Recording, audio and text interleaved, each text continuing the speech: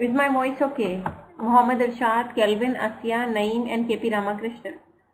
Okay. Are you able to hear me well? Everyone out there?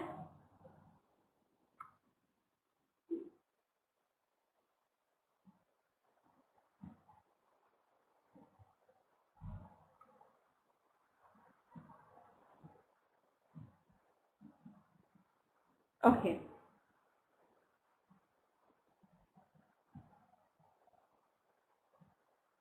Now, before we start with the class, I want you people to write the short summary of whatever we have covered yesterday, and then we are going to switch over to the new part of this chapter. Fine, new segment in this chapter. Is it clear? Just write the short summary of what we have covered yesterday.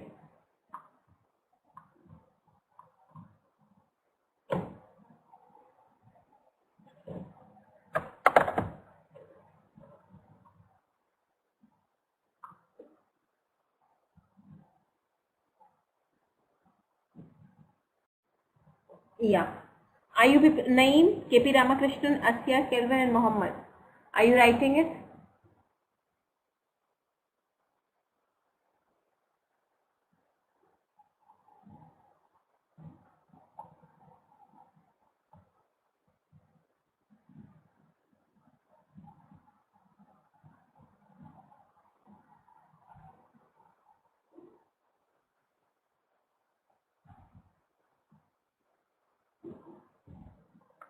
Just don't write one-liners, you have to write the short summary of it.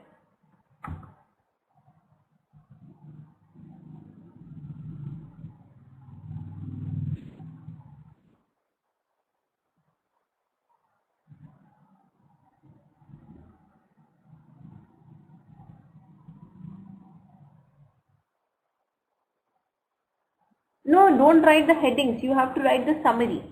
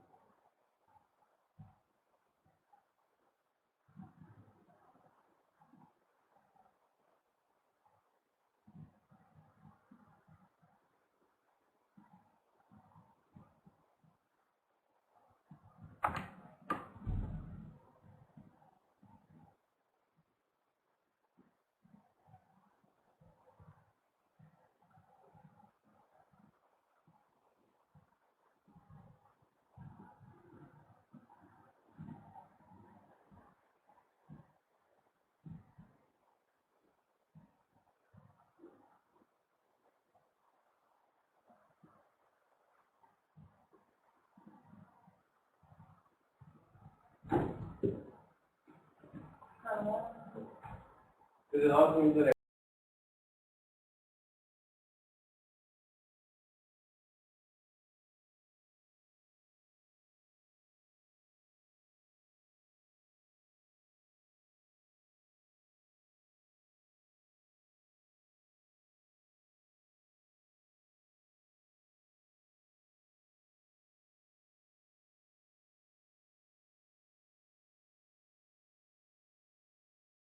Minutes time, just finish this in 10 minutes and then we are going to switch over to the next segment, please.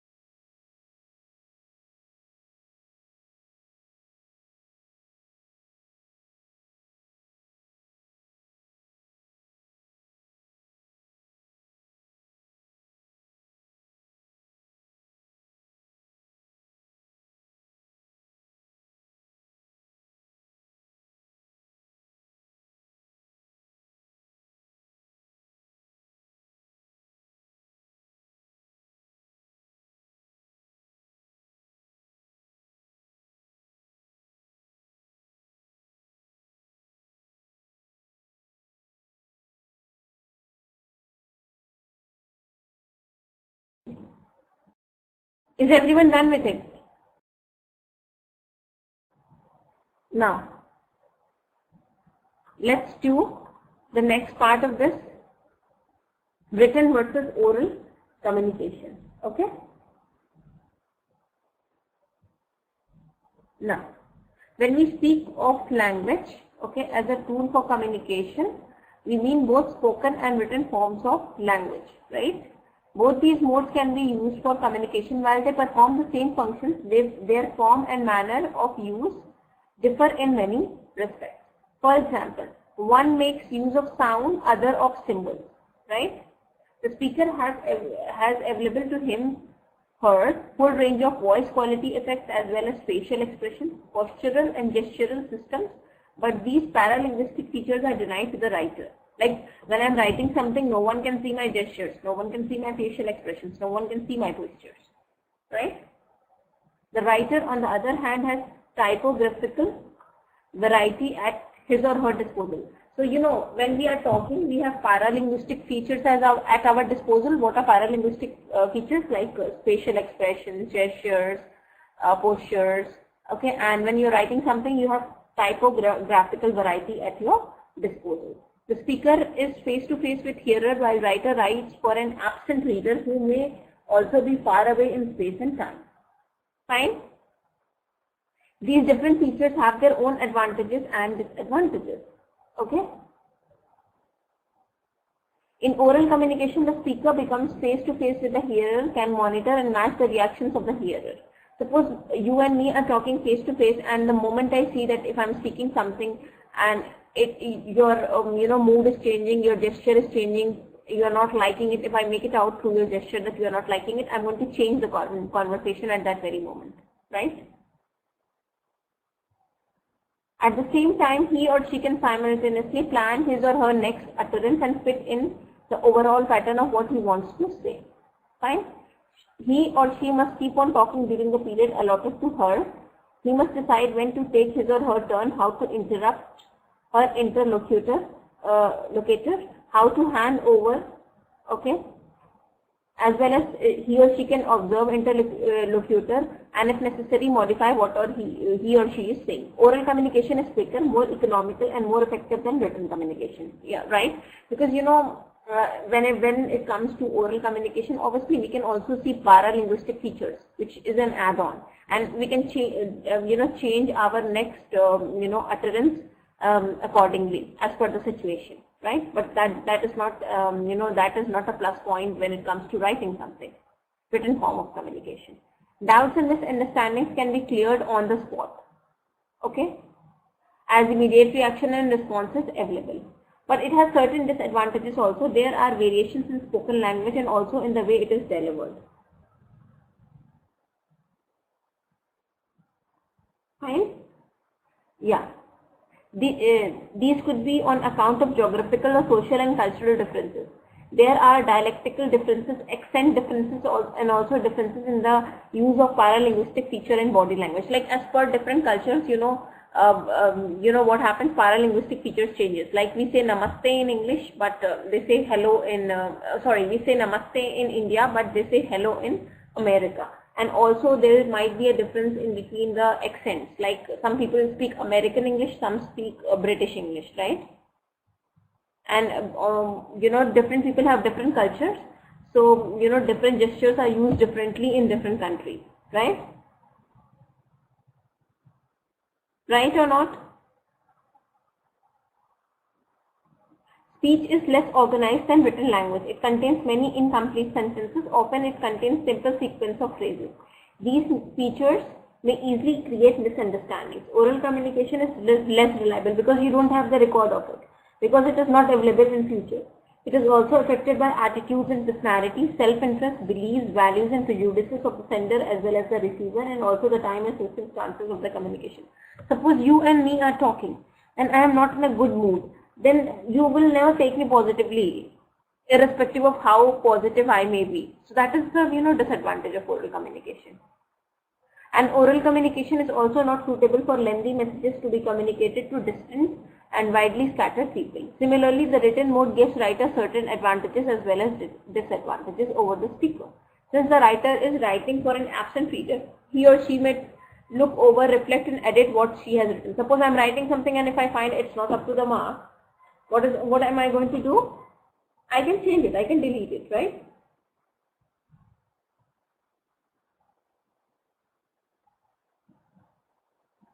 Right.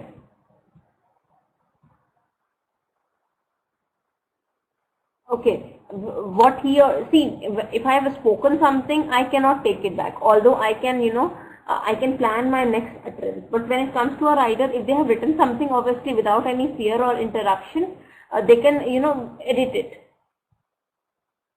And they can take their own time in choosing a particular word. That is not an add-on when it comes to oral communication. And we can, when it comes to a written communication, we can even look into the dictionary if necessary, and even change his or her mind about what he has to say. She is under no pressure to keep on writing.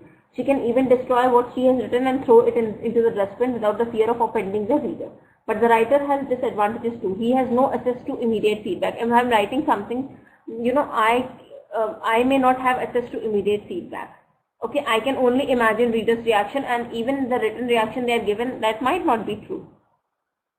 This non-reciprocal nature of written communication makes it more difficult to learn.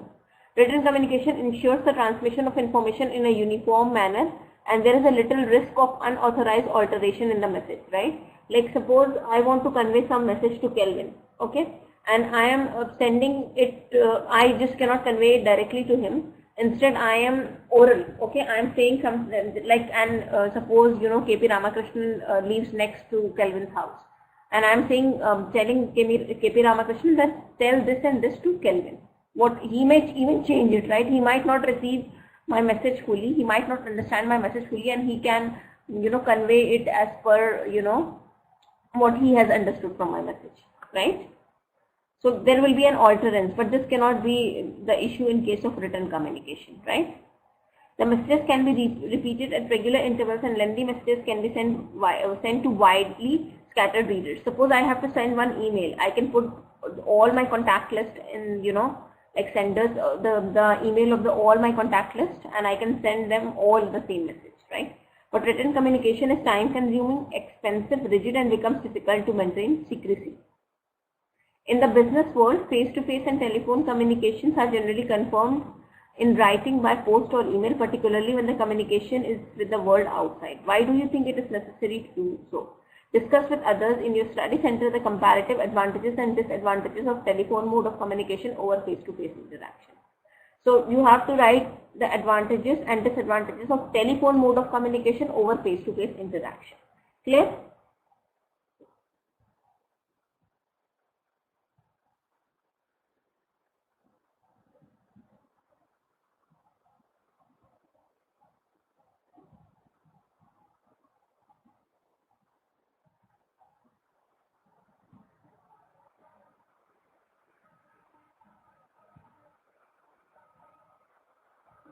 So just write it down here. Hi Lakshmi, how are you? Disadvantages and advantages of telephone mode of communication over face-to-face interaction.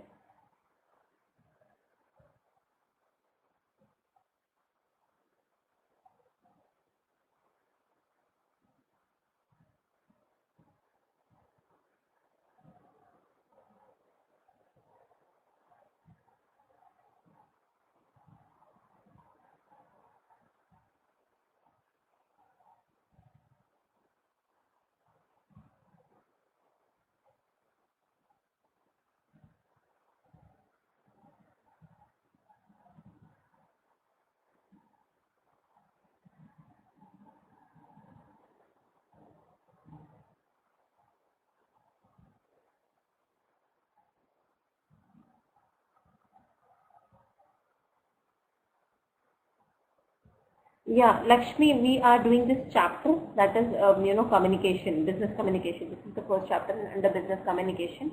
So I have taught them, I started up with it yesterday itself. So now I have given them the exercise.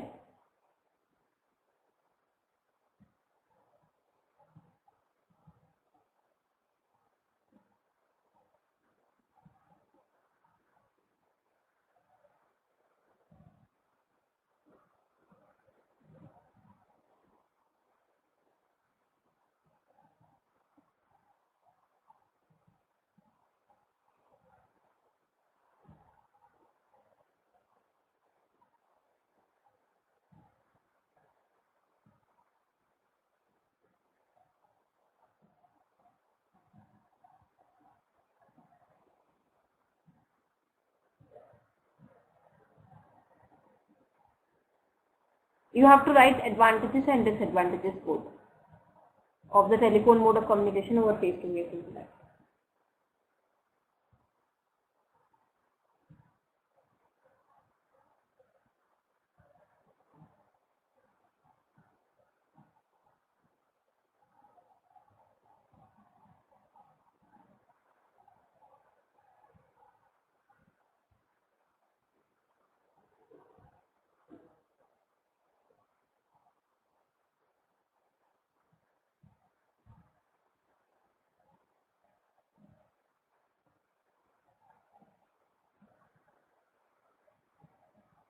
So what mode of communication you are going to adopt in the following cases? You have to answer this question.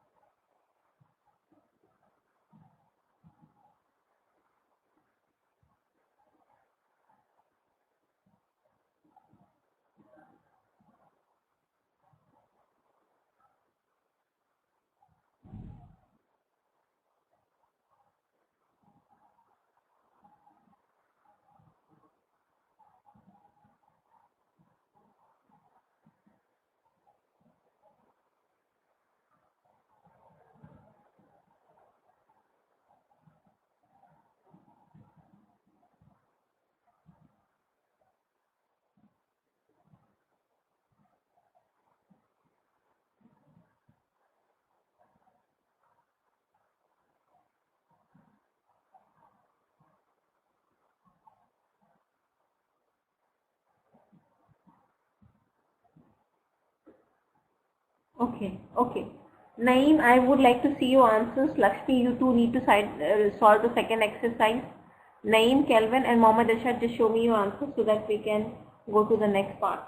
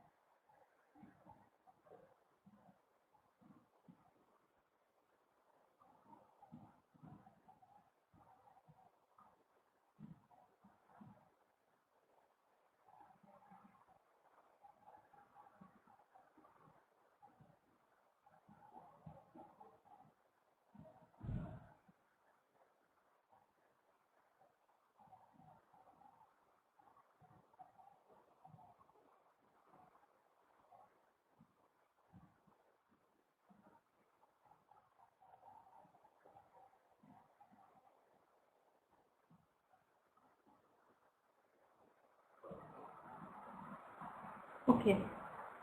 Yes. Yes, Naeem. You have to answer the first question and then you have to solve the second exercise as well. I'm giving you 2 more minutes. Please finish it in 2 minutes.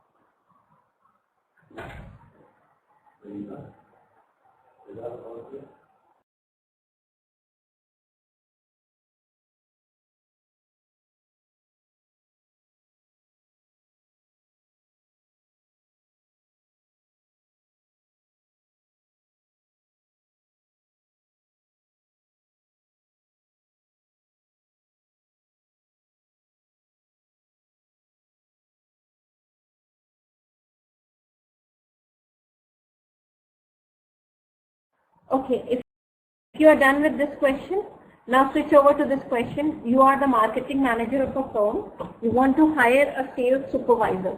Which form of communication would you use to communicate your requirement to the manager? Would you prefer to talk to him personally over phone, write a letter or memo? Give reasons for your answer. Just answer this question, second one.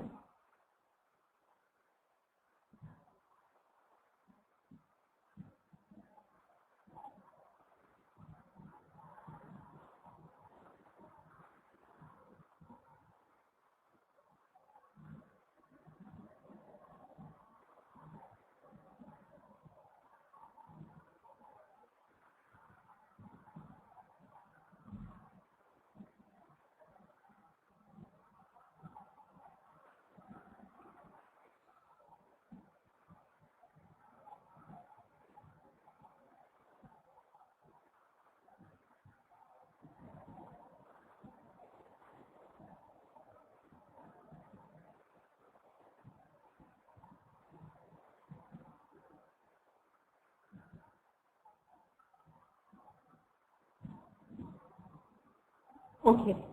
Okay.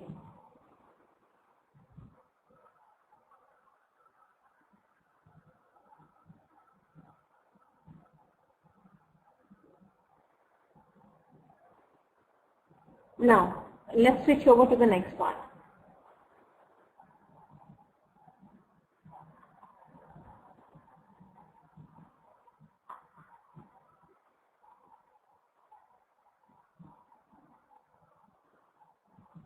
Brown and Rule, 1983, used two terms to describe the major functions of language.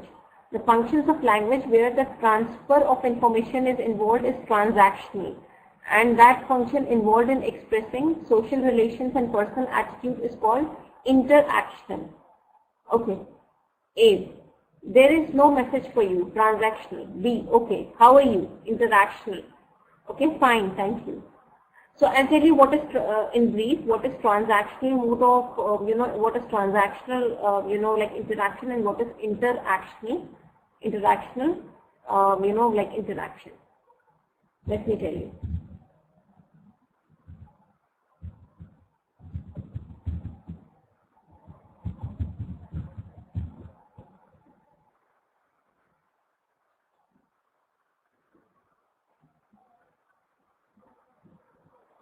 See,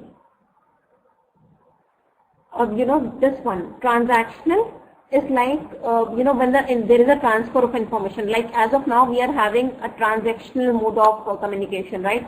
I am just transmitting information. I am teaching you and you are taking it as a student. But if I ask you, how are you? And you respond to me that I am good, or if I have a personal discussion with you, it would be interactional. One. Fine? In the world of business, one has to make the use of language for performing both of these functions. In business transactions, different situations may arise where one has to use language for different types of face-to-face interaction.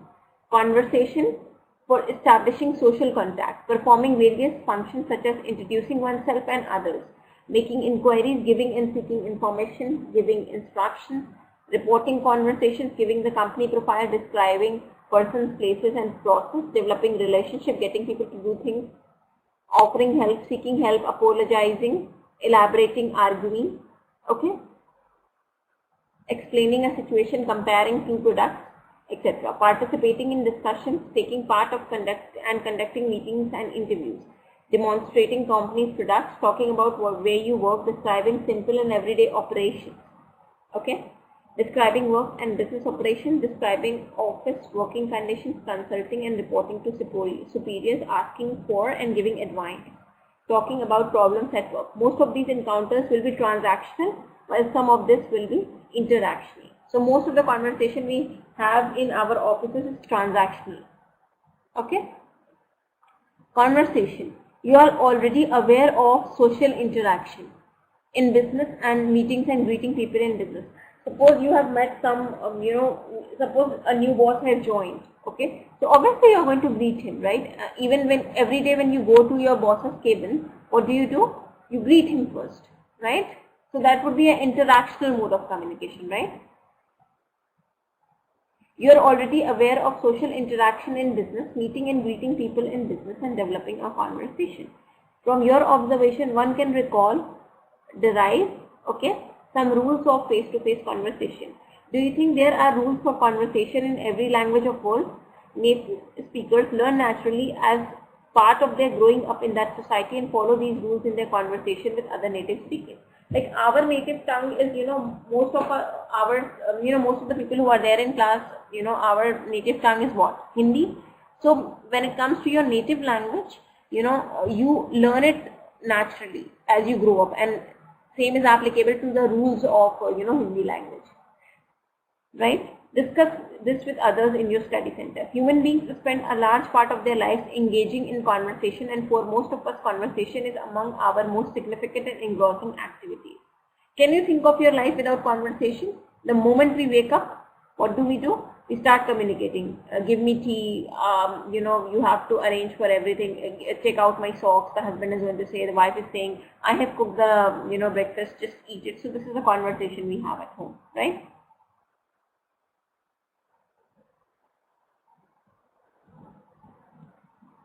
Right?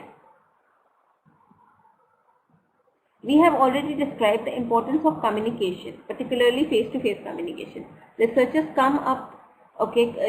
from several academic disciplines have looked at conversation as an object of inquiry and come up with fascinating findings. Our understanding of how people conduct conversations has been enriched by observations made by psychologists and linguists. Linguists are people who study languages, among others. Before we describe the rules of conversation, let us be clear about the term conversation. As Richards and Skim point out, the term conversation is used somewhat ambiguously in certain current literature. It is used sometimes to refer to any spoken encounter or interaction, and sometimes more strictly to talking occurring when a small number of participants come together and settle into what they perceive to be a few movements cut off from or carried on to side of instrumental tasks. Sometimes, we gossip in offices, right? We take out time from our, like work we might be doing there. We are going to take out some leisure time and we'll communicate with one another. We'll gossip with one another. A period of idling felt to be an end in itself, during which everyone is accorded the right to talk as well as listen and without references to a fixed schedule. Everyone is accorded the status of someone whose overall evaluation of the subject matter at hand is to be encouraged and treated with respect, and no final agreement or synthesis is demanded. All talk, it is pointed out, is rooted in its surroundings, but conversation in this more restricted sense is not very firmly rooted in the world as other kinds of utterances. The activities which are directly governed by norms for the use of speech are termed as speech events. As speech events, conversation can be contrasted with other types of speech events such as literature, discussions, interviews, debates, and meetings. Now, characteristics and conventions. See, everything has got some rules, and if while doing that thing we are not following the rules, it won't be up to the mark, right? So there are some rules for communication as well. Let's learn about it. The cooperation and politeness principle. If I tell you something in a bitter tone, if I just scold you, you come to me as a student and you ask me something. If I scold you and say that, why didn't you follow it in class?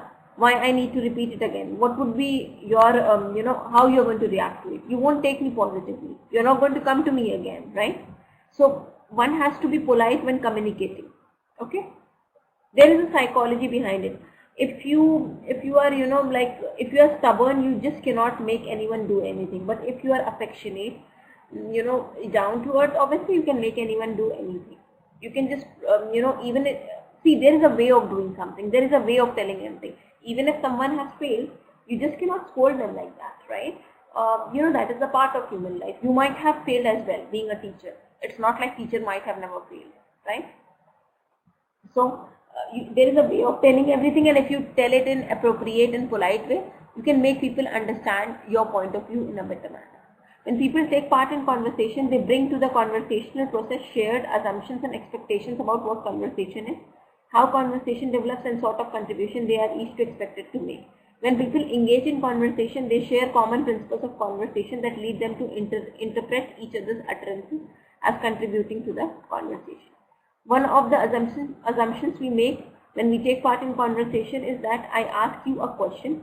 Whatever you say will somehow be interpretable as constituting an answer to my question, right? So suppose you and me are talking, okay? Now, what is going to happen? I'll ask you something and you'll provide answer for the same. Like for example, as you can see here, which generator did you buy? It is Honda. Let us now consider the following. Which generator did you buy? You could have killed it. In the latter case, the speaker B does not seem to have followed the principle described above, and hence the resulting exchange is uninterruptible, right? The philosopher Grice has described 4 maxims or principles of cooperative behavior. See, if I am asking, if you want the conversation to be continuous, you have to give pinpoint answers, right? If someone is asking you which generator did you buy, you just cannot reply like this, right? Maxim of quantity. Make your contribution just as informative as required. Okay? Maxim of quality. Make your contribution one that is true. Right? Maxim of relation. Make your contribution relevant. Maxim of manner. Avoid obscurity and ambiguity. Be brief and orderly. So these are the norms you need to follow while you are communicating. You have to be informative, you have to speak the truth, and don't give dubious statements, right? Conversation is more than a series of exchanges. It consists of exchanges which are initiated and interpreted according to the intuitively understood and socially acquired rules and norms of conversational cooperation. So see, everyone has a culture to follow, and the kind of environment that prevails in my society, I'm going to interpret your conversation accordingly, and also on the basis of my knowledge, right? These can be in turn be manipulated to create a wide range of meanings beyond the level expressed directly by the utterances in the conversation themselves. Consider the following example. It is very hot in here. B. I will open the window. We can infer the meaning of B's responses. The room is hot probably because windows are closed, right? So if the window is open, cool fresh air will come in and cool the room. B's response is thus quite relevant and interpretable. Okay. So now based on this conversation, what do you think can be the relation between A and B?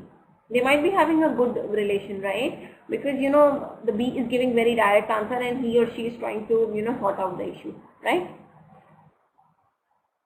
Right?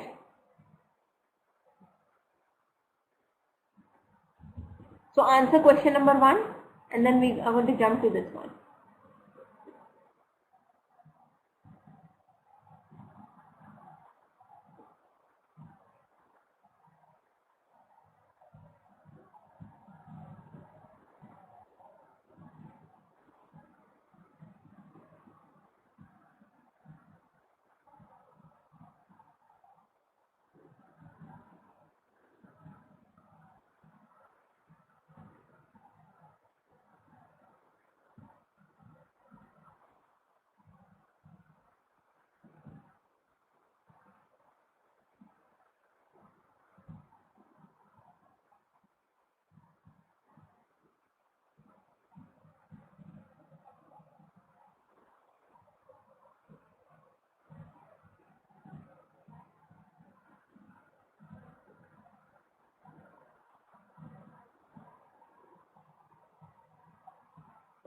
Okay, informal relation.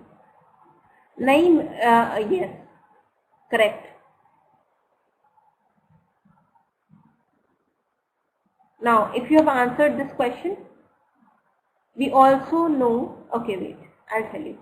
We also know rules of conversational implicature dependent on manipulating the 4 maxims can be used to express sarcasm, irony, criticism, and range of other types of inferential meaning. Consider the following exchange. How is the food? There is plenty to fill your belly. B is manipulating the maxims of conversational implicature to suggest that other qualities of food are not worth mentioning. Right? However, in business world, right, the emphasis is on clarity of communication and indirect speech, and manipulation of maxims are generally avoided. So you just cannot speak like this in business world. There has to be a clarity of communication and motives. Okay.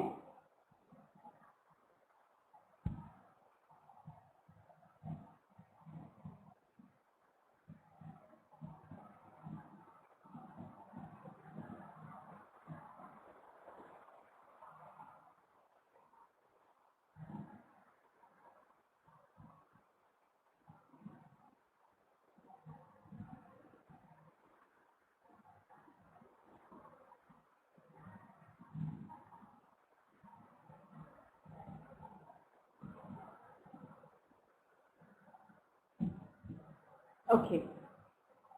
So here it's like manipulating the maxims of conversation, right? The B is not following the rule as it has to be followed. So which rule B is breaking here in this conversation? What is he doing? There are 4 rules which has to be followed in conversation, right? It is being mentioned here. What is that? Yes. The relevance of Grice's maxims to conversation in a second foreign language is dependent to the degree to which maxims are universal or language specific. In Indian culture, example, even during an interview for a job, candidates are very modest while talking about themselves and their achievements. While in European context, the tendency to display oneself to an extent which an Indian might term boosting or bragging. Okay. So see, as per the, see, these norms changes as per the culture. Fine.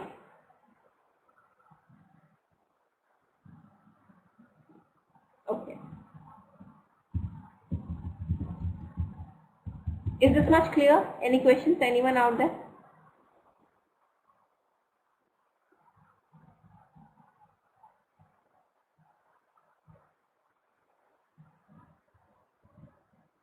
So let me share a video with you. Okay. This is going to tell you in brief what Grice's rules are all about. Grice's, cooperative principle. Okay. In communication. Fine. So just look at this video. Lakshmi, are you able to follow me?